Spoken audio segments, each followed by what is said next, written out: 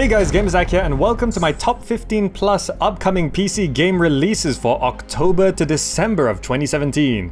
Now, the fourth quarter of 2017 has a ton of upcoming games coming to PC to keep us busy, and I'm gonna focus on titles that have set release dates. Now, I'm gonna mention a bunch that might release this year first though, if they aren't delayed. That way you won't miss anything for this season of gaming. Alright, now I have 26 games mentioned in this video, so let's get to it.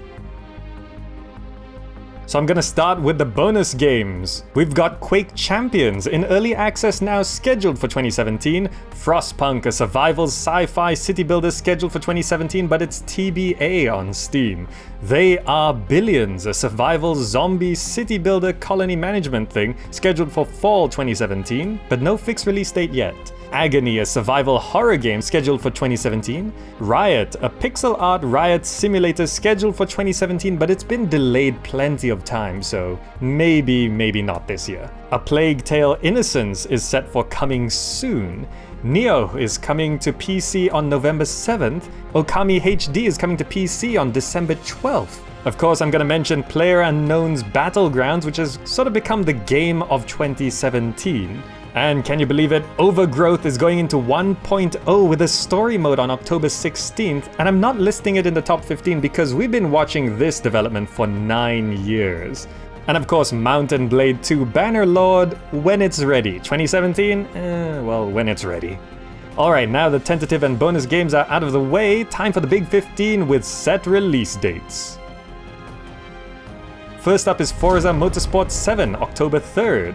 Competitive racing, a motorsport-inspired campaign, dynamic weather, customizable drivers, and over 700 cars. Generally, if you're into racing games, this is an option for you to check out, but there have been some unfortunate reports regarding the game, and the community seems split to either loving it or hating it. Good racing, physics, and overall gameplay, but also performance issues, crashes, loot boxes, along with auto-homologation and career modes, seems to ruin some people's experience.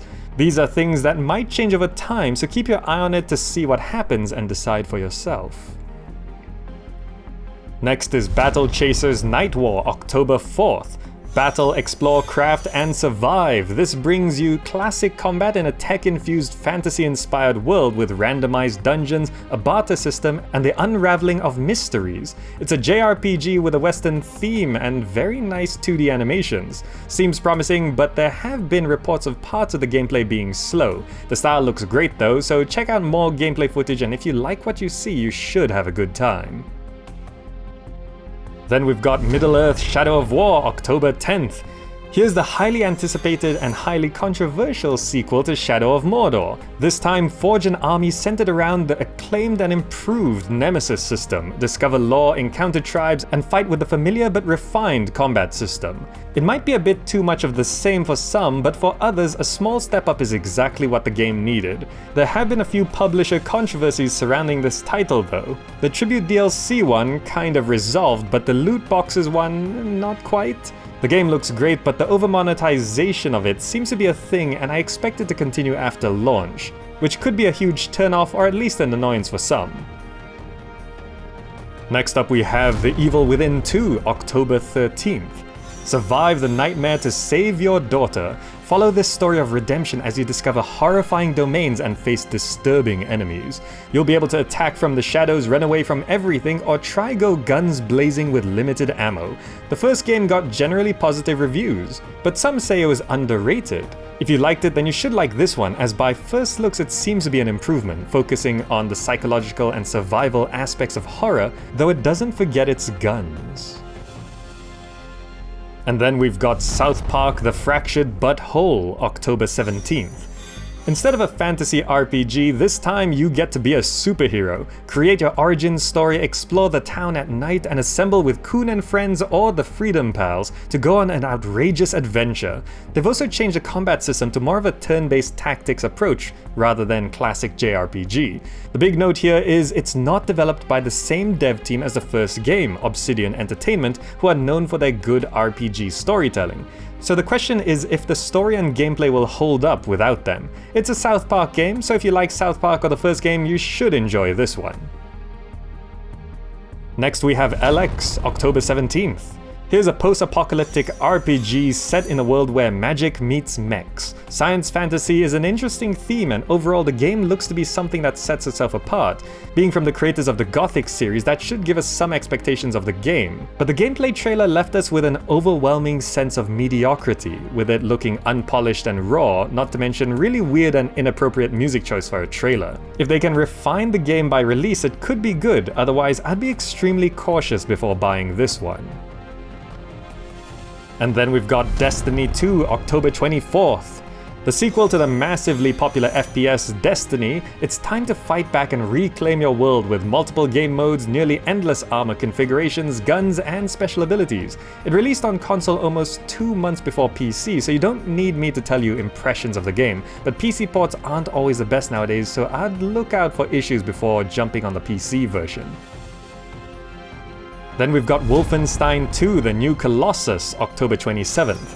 An FPS set in 1961 America where the Allies lost World War II, continue the fight to liberate America, wield devastating guns and future tech, and annihilate your enemies in brutal ways. Considering the first game was well received and the sequel seeming to up the ante in terms of gameplay and style, it's hard not to be hyped after all the media surrounding it. Just have to point out there are the usual questionable publisher things like an exclusive pre-order mission and a season pass. Make of that what you will. Next we have Assassin's Creed Origins, October 27th. Assassin's Creed goes back to ancient Egypt to explore the origin of the Assassins and the Templars.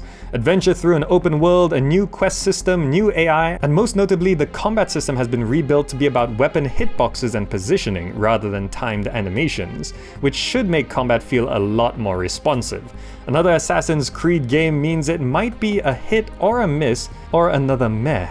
Egypt is cool and the game is meant to be changing up some things, but we won't know if it'll be glitchy, grindy, or repetitive until it releases. Who knows, it might end up being a step up or at least to be on par with one of the great ones in the series. And then we have Call of Duty World War II, November 3rd. It's a new Call of Duty game and World War II seems to be back in style. Calling itself a return to its roots, it's promising to redefine World War II for a new gaming generation. You can expect Normandy on D-Day, Europe, and classic Call of Duty gameplay with a campaign, multiplayer, and a co-op mode. We've been through new Call of Duties before, so you don't need me to tell you what to be wary of when it comes to a new one. It could be great, but after seeing some gameplay, you'll be able to make up your own mind about this one. Just know this one has a season pass as well, so we can expect lots of DLC. Next up we've got Sonic Forces, November 7th. A fast-paced action platformer where you fight through a world destroyed by Dr. Eggman and a powerful new villain. There are 3 types of gameplay: modern Sonic, side-scrolling classic Sonic, and creating your own custom hero. After the success and great reception of the more light-hearted 2D Sonic Mania, here comes this year's darker 3D Sonic game. 3D Sonic games haven't always been the best, however this one seems to be shaping up well. Hard to say exactly without getting your hands on it, as is the nature of platformers, so I'd wait until closer to release and see what reviews of the release version have to say. Then we've got Need for Speed Payback, November 10th. Play through this driving action-adventure with the common goal of revenge in mind. Build and fine-tune your vehicles as you acquire new parts for various vehicle types. After an up-down series of games, it seems this time Need for Speed is taking inspiration from Burnout, most notably with the takedowns and generally a lot of other things. Some of you might like the shift, while fans of the Need for Speed series might be a bit turned off. After seeing some gameplay, you should be able to quickly come to your own conclusion. Next up we have Star Wars Battlefront 2, November 17th. We're going back into the Star Wars multiplayer action shooter, but this time with more everything. More game modes, more maps, more characters, and yes, a single player campaign. The last Battlefront released in a bare bones state and only got fleshed out with various additions to the game, which ended up splitting the player base. However, this time they're saying we'll get free DLC instead of paying for a season pass, which is nice, I guess. But then there are loot boxes. Overall, it seems like a step up, but with all the concerns, it sounds like a mess to keep up with. I'm not entirely convinced it's going to be all it's promising to be due to its history, but who knows, maybe it's actually going to live up to expectations this time. And then we've got Hello Neighbor, December 8th. A stealth horror game about sneaking into your neighbor's house to find out what's really going on. The procedural AI makes for tense gameplay that's contrasted with the Pixar-esque visual style. This game made a bit of a splash earlier in the year, but it could have been overexposed a little too soon. It's an interesting game that could have a lot more content on and after release, but if you were part of the hype of it, it might already feel a little old. However, if the release version adds a bunch of new things, it could be a great new experience. Finally, we have SpellForce 3, December 8th. An RTS RPG genre mix with a full-blown RPG system including character customization, progression, and skill trees, all the while building bases, managing your economy, researching technologies, and leading your armies among 3 factions: humans, elves, and orcs. Personally, I love the look of the game and always enjoyed a bit of genre mixing. Plus, from the gameplay we've seen, it looks to be a proper RTS. It could be a great mixing of genres and I'd love to see it turn out great, but when it comes to things like this, it's either a hit or a miss, so I'd wait for some footage closer to release before deciding to jump in. Alright, those are 26 big PC releases to keep an eye on for Q4 of 2017. Which ones are you most excited about? And if you'd like more from me on what games to keep track of, you can check out my other top 2017 list by genre for my collection of over 120 notable titles. Or you could check out my Q3 list and see if any of those are on sale now. And that wraps up my top 15 upcoming PC game releases for October to December of 2017. Hope you enjoyed the video, and if you did, drop me a like or share it with your friends. The support is always appreciated. Thanks so much for watching, and I'll see you in the next video.